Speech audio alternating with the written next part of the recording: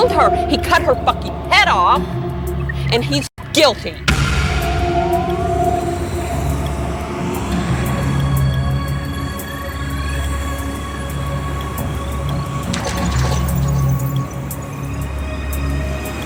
Blood would have spurted out 12, 15 feet. A big slice into raw meat, but red, so you can see that it's flesh.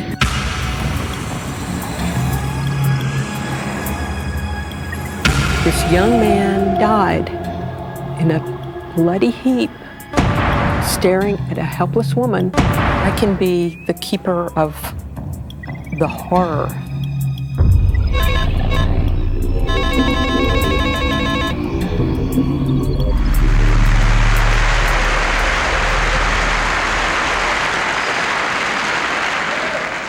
So this is how it started, with this jury notice that came in April. And everybody I talked to said, I just throw those things away. And I couldn't really do that, even though I did let it sit around on my desk all summer long.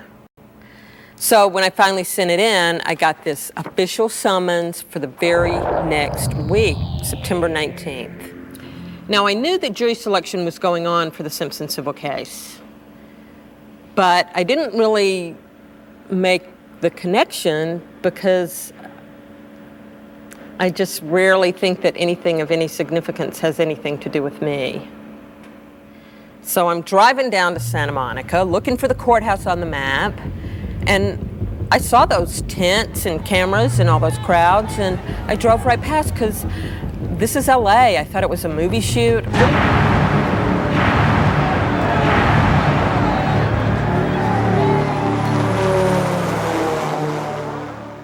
So I turned into this big official-looking building, and I said, I've got this jury summons, and I'm looking for the courthouse. And the guard said, you want to be with them over there.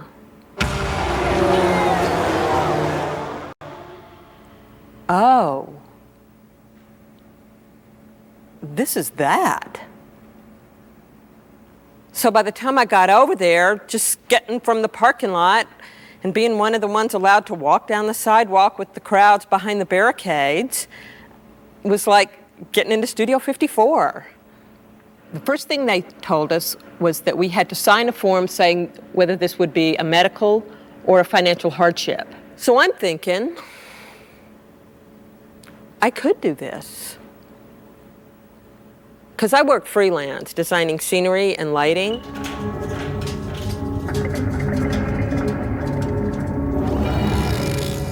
And I never work in December and January anyway. I just lay around. So I could do this. That night, I had a meeting with some producers who wanted me to design a set. So I took out my little jury badge, and all I'm allowed to say is, it's a high-profile case, potential juror, Santa Monica courthouse, may take several months. And I said, you know, they're going to pick me for this jury in Santa Monica. And so, of course, they knew what I was talking about, that it was the Simpson case. And the woman said, oh, Dina, they call 4,000 people. They're not going to pick you. And I don't know how, but it came right out of my mouth. I just said, you don't understand. This was decided before I was born, because I knew it. That first day, I knew I would be selected.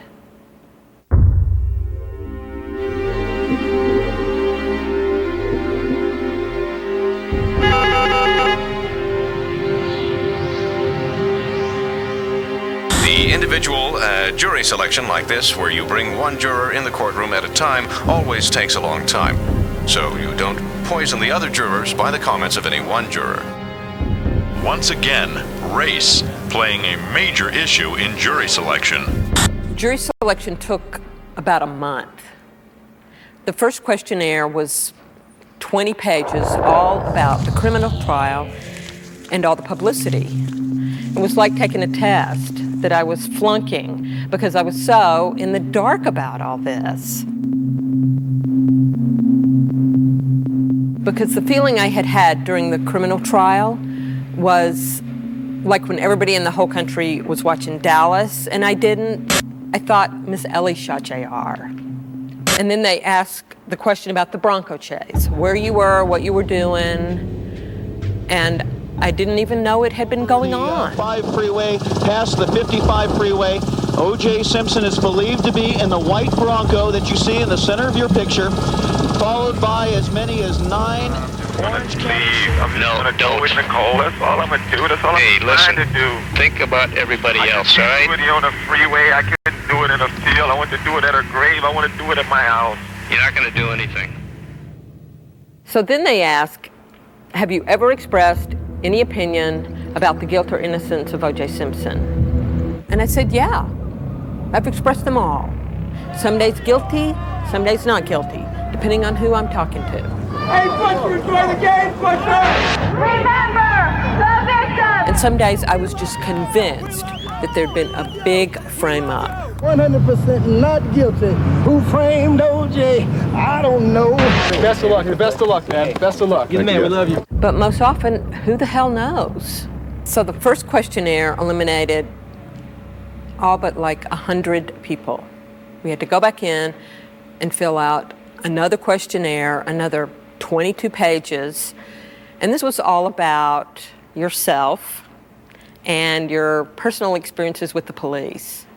And I know I must have sounded like country come to the big city, because when they ask about any negative experiences with the police, the only thing I could say was when I was a teenager in my hometown in Mississippi, the police would follow us real close when we were driving my dad's car, because he was real well known around town for speeding.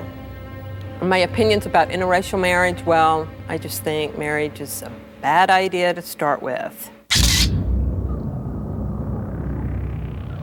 And finally, your opinions about O.J. Simpson as a person. Until this happened, I thought he was an ex-basketball player. So I think being ignorant of the criminal trial and some infantile idea of athletics in this country, I think they just must have thought I was some vacant-minded slate who they could really mold my mind. One of the things I suspect they were thinking was, she's got a racial mixture we might be interested in. What is that? Is she black or is she white? Or some mixture? Because I know everybody, when they meet me, that's what they're thinking. What is she? And the only people who are honest at all are little kids who just ask, Miss Mullen, are you black or white? So after days of this, finally, there's just this instant when very casually one side says, this jury is acceptable to us as presently constituted. And the other side doesn't object. And we had to stand up really fast, and we're sworn in, and we have to promise not to talk to anybody, and listen to all the evidence, and don't form any opinions, and now go back downstairs, and the deputies will tell you what to do each day and where to park. And so we're jammed in this little hall downstairs. It's right near where they keep the prisoners, and it was the first time that we even got to introduce ourselves by our name instead of our number. And so, hi, I'm Dina. I guess we're going to be spending some time together. And that's when I got to be juror number 5.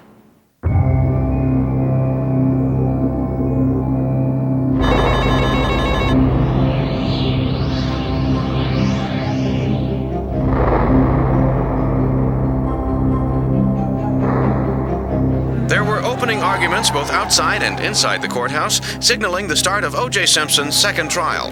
But inside was again accused of being a double murderer. In opening statements, the defense is basically assaulting and attacking the character of Nicole Brown Simpson. Actually, going to jury duty every day was kind of like having a job, because you had to go every day and stay all day and not leave. Now, as an artist working freelance and on my own schedule pretty much my whole life, I had not been this tightly controlled since I was in grammar school, because you're told when to be there, stand in this part of the hallway, wait right there, be quiet, now go in that room, pay attention, take notes, use only these notebooks, and now it's time to take a break. Here's the time for your lunch. At the end of the day, they put you on the bus and you go home. So I had to decide real early that if I didn't just give myself over to this controlling process, I was going to be really frustrated.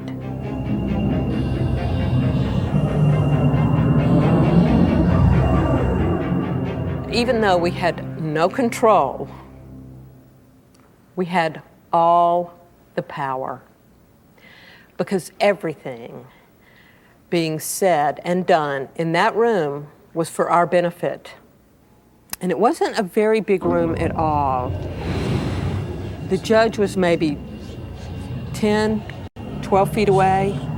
And the witness box, if somebody were sitting in there, I could have just popped them with a rubber band. And the lawyers were right here in front of us, with Fred Goldman, Dan Petrocelli, and then beyond them was Simpson and his lawyer, Bob Baker, and beyond that was the audience with all the families and then all the press. And we couldn't do one thing to indicate what we were thinking, how we were feeling, or responding to what was being said, because we were on display like animals in a zoo. Everybody was watching us, hoping to get some sign of what we were thinking. I mean, you couldn't even like squirm around in your chair, or maybe you had some bad chicken at lunch and had a funny look on your face, because if you did anything, they would just get big eyes and the reporters would just start writing things down. I saw 2 of the 12 jurors who were teary-eyed. The jury couldn't help but see that. They didn't look uptight or anything like that. They must not talk to anyone. They must not conduct any of their own research. Well, sure, you would like to have the jury relate. The jury is being very methodical. We tried really hard to just turn to stone so we could resist them.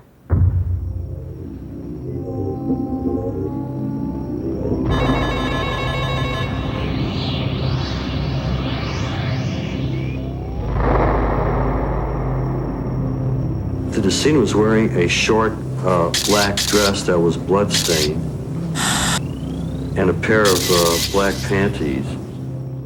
9 days into the trial is when we saw the autopsy photos.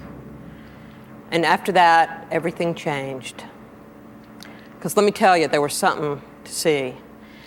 And how they had them displayed so that the families didn't have to look at them. They were here, so we had to turn into the audience and right into the press, who were just gawking at us, trying to get our reaction.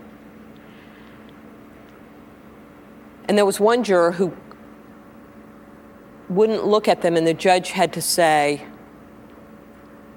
"This is evidence, you have to look." These are the drawings that I made from the photos of Ron Goldman lying on the autopsy table.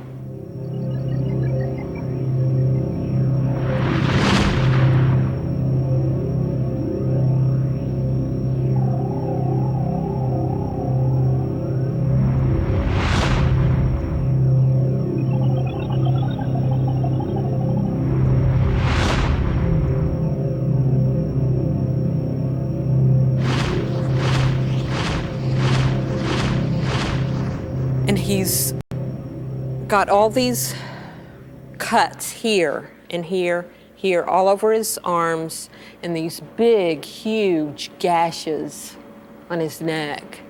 And the thing is, about these wounds, it's like a big slice into raw meat. They're just laid open. They're all clean, but red, so you can see that it's flesh.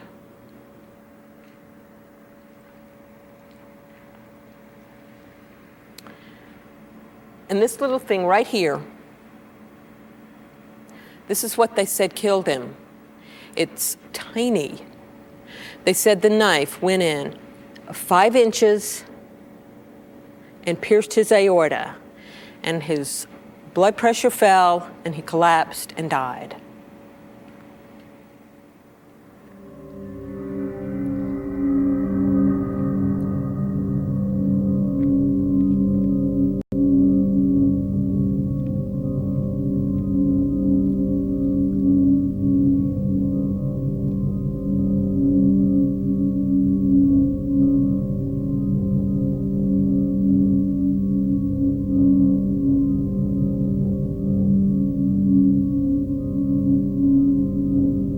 And these photos of Nicole Brown.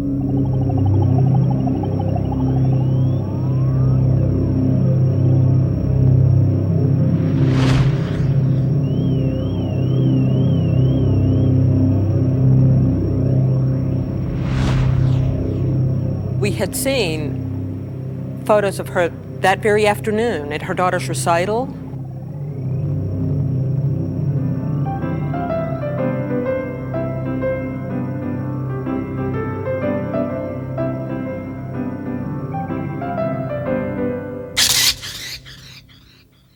And she is a beautiful woman, very California looking. She's got this great tan. But in this photo of her, her skin is so drained of blood that it's like paper. It's this white. Because they said she bled out. That's how they knew that she was down on the ground when she was killed, because all of her blood is in a big puddle underneath her.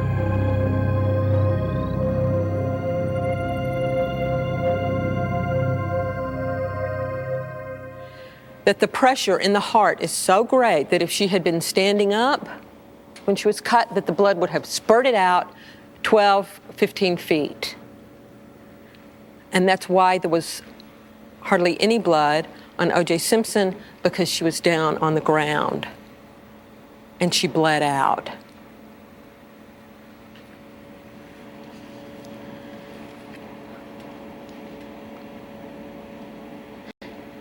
And it's this photo right here. You can actually see her windpipe. It's right here. It's like a piece of hose. It's been cut. It's just sliced and laid wide open.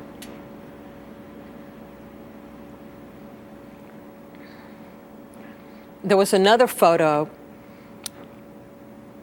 when I was looking at the contact sheet, and she's laying on the table, and they've got her head bent all the way back so you can actually see how deep this cut is. And it's like a Pez dispenser. It's bent so far back. Because they said the knife actually nicked her spinal cord back here, and her head is barely attached to her body. That's how deep the cut was.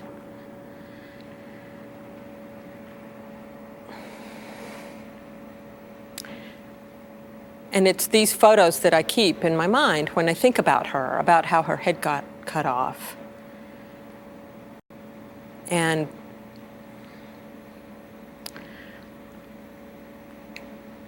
keep them so close, it's, in my mind, it's like where I put the photos of my family in this photo album in my mind. That's how intimate I feel towards them.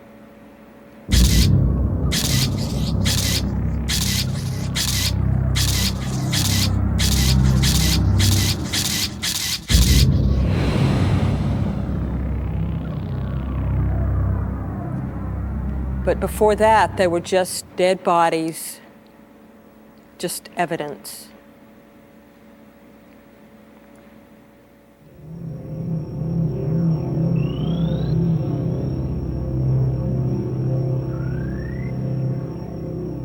From that moment on, everything I did had to do with the trial. Sitting in that courtroom with O.J. Simpson. Someone tracked white paint through the theater. I saw bloody shoe prints. Standing in my kitchen, cutting up an orange, I see this knife. It's 5/8 inch. Driving down the freeway, listening to the radio, that Beatles song. I'd rather see you dead, little girl, than to be with another man. You better keep your head, little girl, you won't know where I am. And I lost my breath. I almost wrecked my car. You're so isolated in your mind. The only thing you can do is write it all down. And that's what I did. I wrote and I wrote and I wrote and I wrote and I wrote.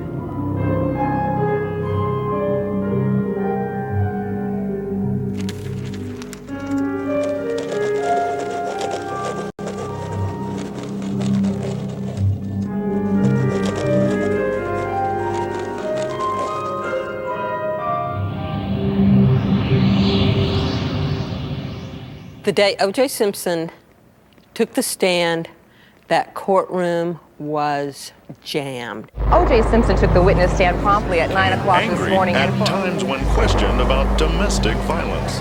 And he said the two shared a strong physical, sexual relationship, slapping or punching Nicole. In fact, he said, quote, "It didn't happen." It looked like he was somewhat making it up as he was going along.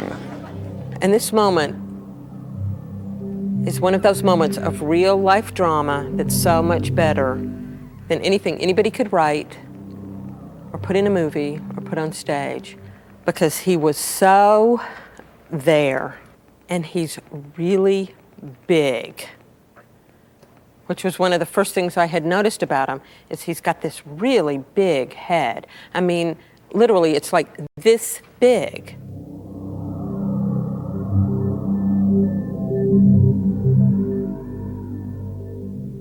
And he's got these big hands, and he makes these big fists.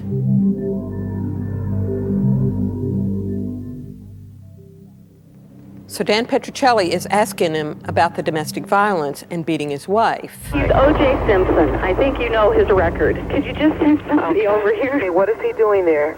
He just drove up again in a white Bronco. But first of all, he broke the back door down to get in. Okay, just stay on the line. I don't want to stay on the line. He's going to beat the shit out of me. Wait a minute. Does he have any weapons? I don't know. 4221 825. What's his man for with his family?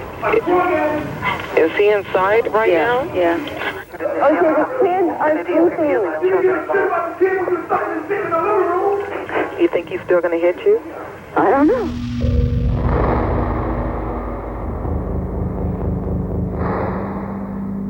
And they have these big photos up on the display screen of her with all these bruises. And he says, "Look at that. Did you do that?" And Simpson goes, "Well, I don't know. We were wrestling. I had her in a headlock, and we were wrestling." And he's got his fist like this, and Petruccelli just looked really surprised and said, "With those fists in her face, you were wrestling?" And he just took his hands and put them right down between his legs, and he got angry.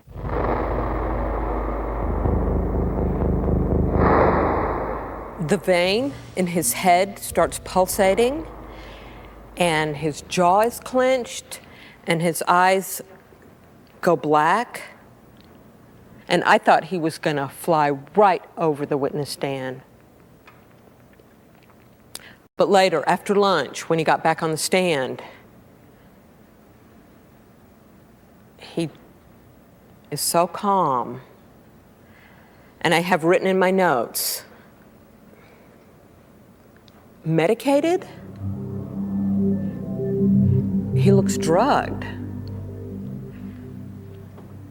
But we couldn't even talk about it for 2 months. When we're in deliberations and we're talking about that day, and one of the other jurors has written, Valium?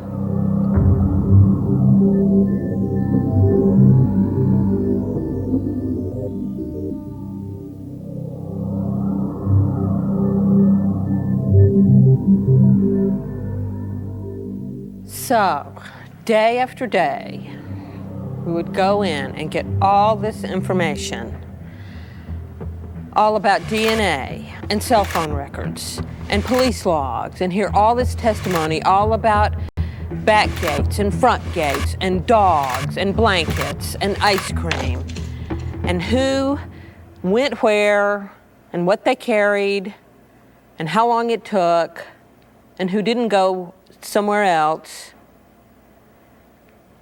And we couldn't talk about any of it. And we couldn't ask any questions. The one thing that we all had in common was the one thing we couldn't talk about. We couldn't even mention his name. And there were a lot of times when we didn't even get into the courtroom and we had to keep ourselves busy. Somebody brought in a Jenga game, somebody else brought in Yahtzee, and my contribution was to bring in coloring books, enough for everybody to color with pencils and crayons and origami paper. And these were the things that I colored. And I spent days on each one. This was early on. It's kind of nice and simple. This one, during the time that Simpson was testifying, was kind of dark.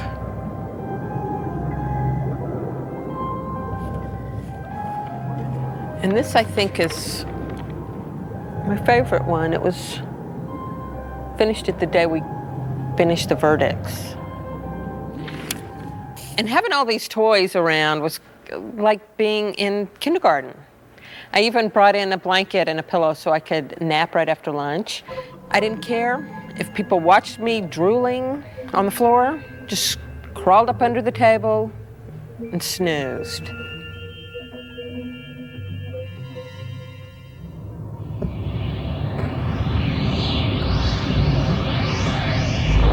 If you had to point to one thing, it's the shoes. FBI photography expert is expected to testify that the photos are real. OJ could never explain it.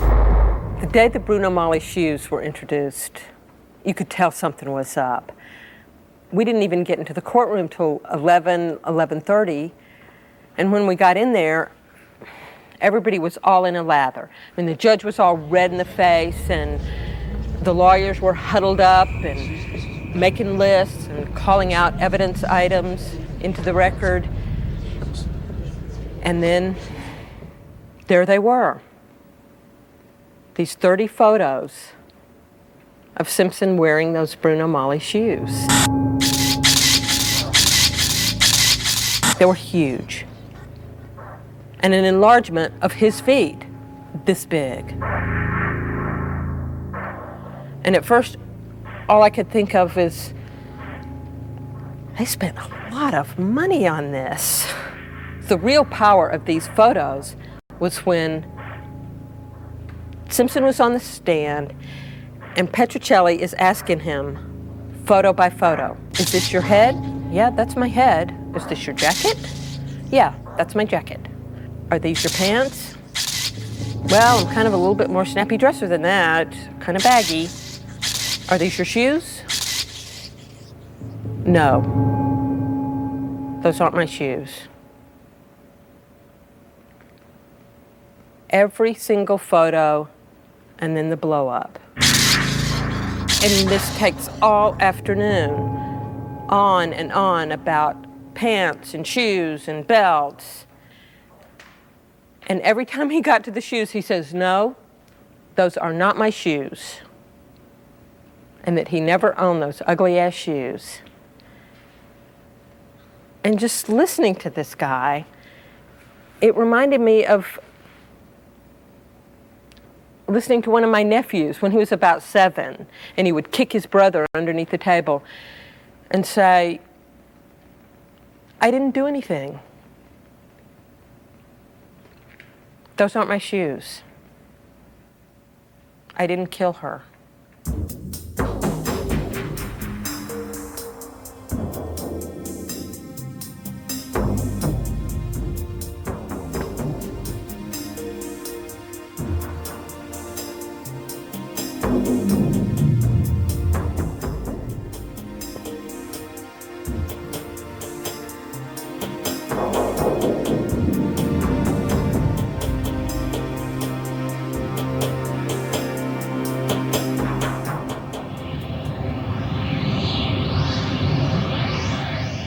So finally, It's the end of January, and we're in closing arguments. And Petruccelli is responding to this comment that the defense lawyer, Bob Baker, had made, that anybody with $200 could bring a civil suit against anybody. So he reaches in his pocket, pulls out this big wad of 20s, and he says, we would gladly give this back if we could see Ron Goldman come walking through those doors. And for a split second, everybody turned to look. I mean, all the lawyers that were facing the judge and all the reporters looked back over their shoulders like expecting something. And I know I really thought that I would see this tall, lanky kid just come sauntering in.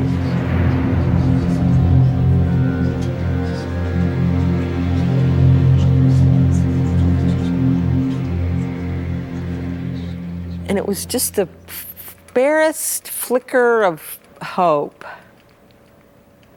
You know, like when somebody's dead and you think you hear their voice in the next room, and for about that long you think, they're not dead. Except the only person who didn't look back was Fred Goldman. He was sitting there watching us, and he just looked down.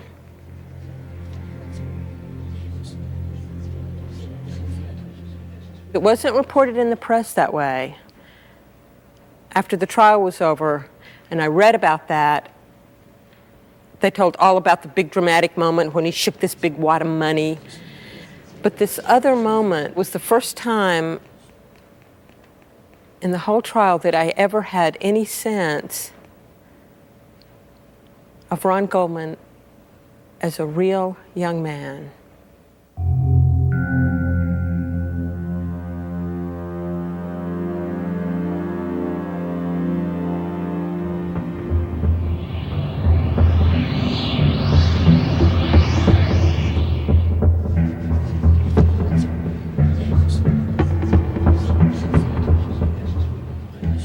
By the time we got to deliberations, we were so ready to talk. And at first we had to gossip about some of the things we saw, like this one lawyer who'd quit wearing his wedding ring. And had his wife left him, or he just got fat? It was over an hour and a half before anybody could even say O.J. Simpson's name. And I remembered the exact minute it happened. One of the jurors said, if O.J. Simpson, and I just jumped. My heart got stuck in my throat, and I thought, this is it. This is what we've been waiting for. And there was so much evidence. All this stuff was jammed in this tiny room with all of us in this huge table. This room was half the size of my bedroom.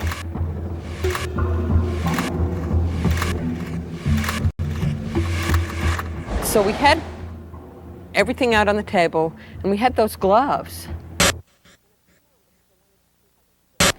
And I put them on because I wanted to see how they fit. And I could see how really big they were on my hands. And they had holes in them. I wanted to try to think about how those holes got there. And I guess I kind of just forgot I had them on because I kept them on. And was talking about something else, I guess for a really long time, because finally somebody said, Dina, my God, what are you doing? Take off those gloves. There was one guy on the jury who did not want to go back to work.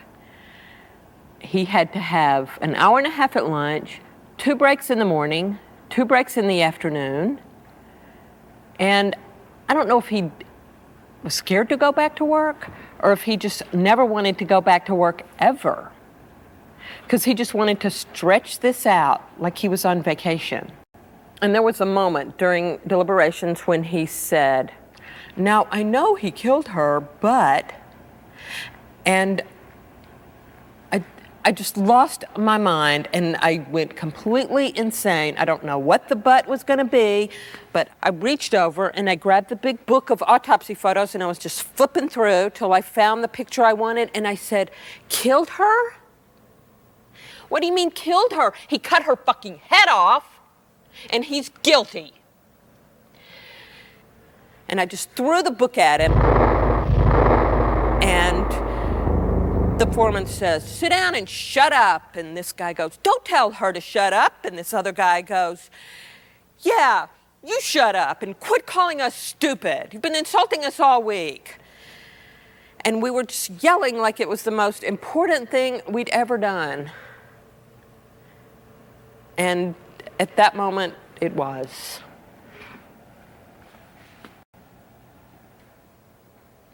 And it was all such hard work. I went home every night just spent.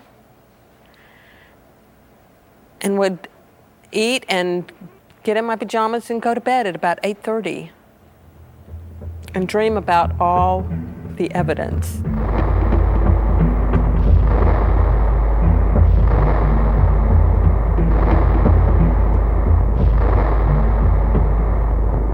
And after 5 days, we were ready to vote. And the first vote was unanimous. And I think everybody was surprised that we all agreed. Now, the judge had ordered us to deliberate till 5 o'clock every day. And here it was, 3:45, and we thought, great, we get to go home early. But that's not what happened.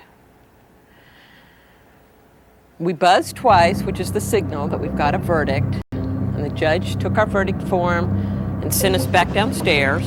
And we had to wait for all the lawyers to get to the courthouse with all the families. Since we were used to leaving at 5 o'clock, they hadn't planned dinner for us. And, we're getting kind of cranky and kind of freaked out because now we can hear what's going on outside.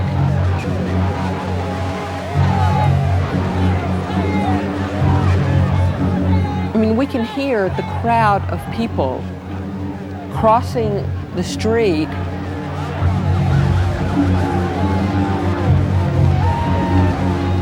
And it's really frightening because the helicopters were above and we can hear this big roar going around to the front of the courthouse. And still we're just waiting until finally we overhear on the walkie-talkies. The Goldmans and the Browns are in the building and we're ready for the jury.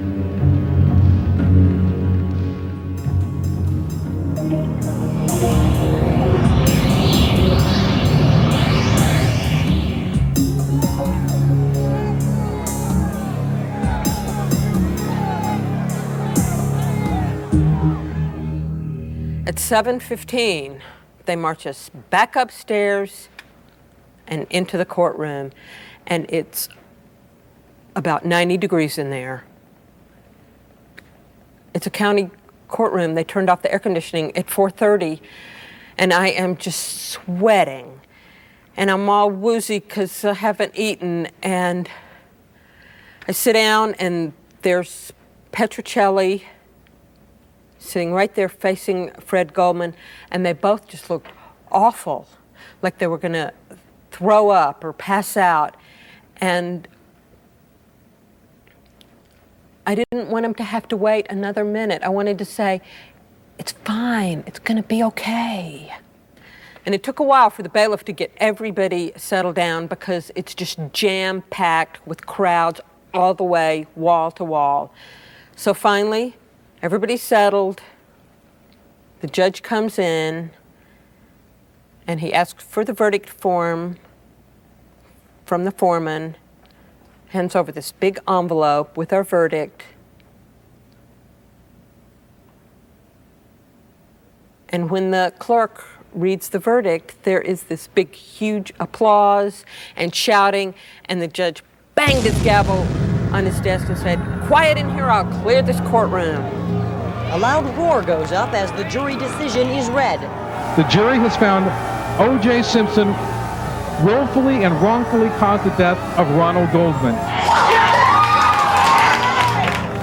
The jury has found O.J. Simpson committed battery against Nicole Brown Simpson.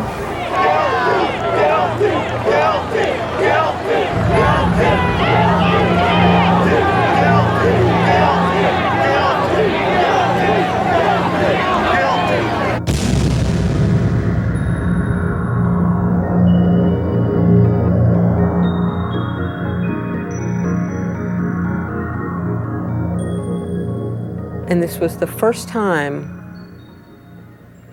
that I ever felt anything towards O.J. Simpson. And it wasn't really anger.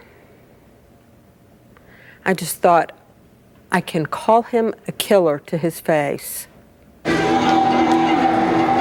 never personally shaken hands with a murderer. It's good to see you. Thank you. Very nice meeting you.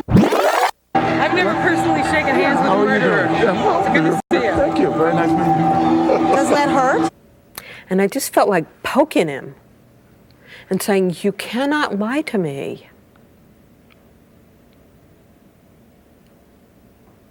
Because what was he going to do? Kill me? Other than that, I really have no feelings towards him.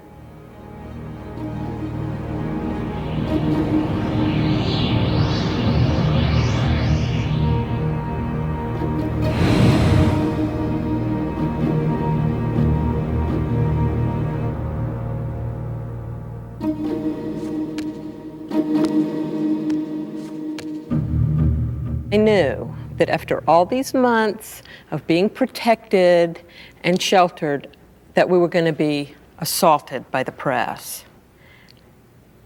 And it was terrifying. Leaving the courthouse, we're in two vans just tearing through Santa Monica with this long string of reporters behind us and helicopters. So the deputies pulled the vans into this underground parking lot to get us all into one van. And one of the jurors just ran off through this parking lot. They couldn't stop her. And she went and got on a city bus. So that by the time we got back to our secret parking location, it seems like there were hundreds of reporters around this cyclone fence trying to get at us. We couldn't even hug goodbye or say, see you later, because we wouldn't see each other anymore. We didn't even know anybody's last name. So I just got in my car and took off. And that night I went to hide out at my sister's house because around my apartment was just swarming with reporters. So I put on this blonde wig and we drove around the apartment building, around and around, eating ice cream and just laughing and watching these guys just swarm all around looking for me. Because it was surreal, and it got really weird real fast, because the Today Show called up, and they wanted me on Saturday morning, and I had to work on Sunday, and they said, oh, that's not a problem. We'll fly you out on Friday and fly you back on Saturday night. Were you also surprised at how much attention was focused on you after? And we're watching every movement you make. Either of you have plans to do books? I had 4 years of college, 3 years of graduate school. I never turned in a paper on time. I don't think either. Even though I thought I was really prepared for this, still it was like being shot out of a cannon and just flying through outer space. This hour of Lee's life after being a juror, deciding someone else's fate forever changed my own. Come on back and join us. From the Lisa show, I got this little radio shaped like a TV. See, it's not a TV, it's a radio.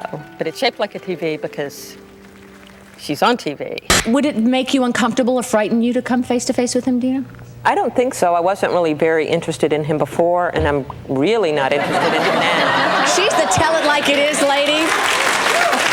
There was this large group of people who went to the courthouse every day to watch us and thought they got to know us. And they were like our fan club, because they had a couple of parties for us after it was all over. Hey, I'm Barb Sturgis. Good to see you. Wow. Thank you so much for coming back.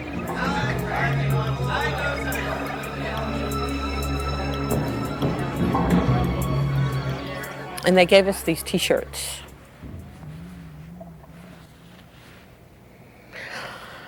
Although this one kind of creeps me out, and I've never really worn it. Don't even keep it with my clothes. When I think about what I know and how it's changed my life, because I could, look at those pictures and not turn away. And I could take those images and keep them and make them precious to me. That when the world wants an answer,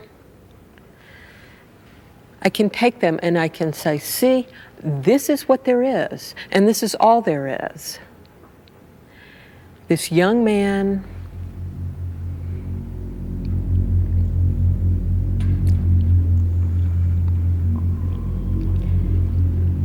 he came walking down that sidewalk and he died in a bloody heap.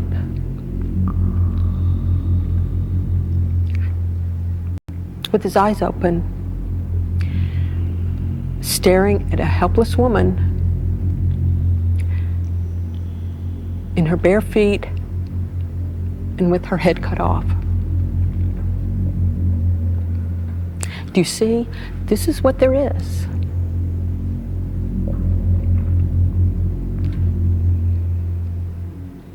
This is the answer.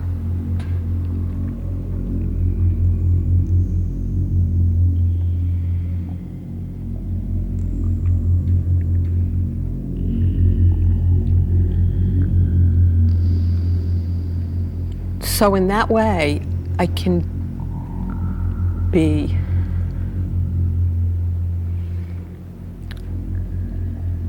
not the keeper of the flame, because it's reserved for the families that, with their memories and sorrow of them living.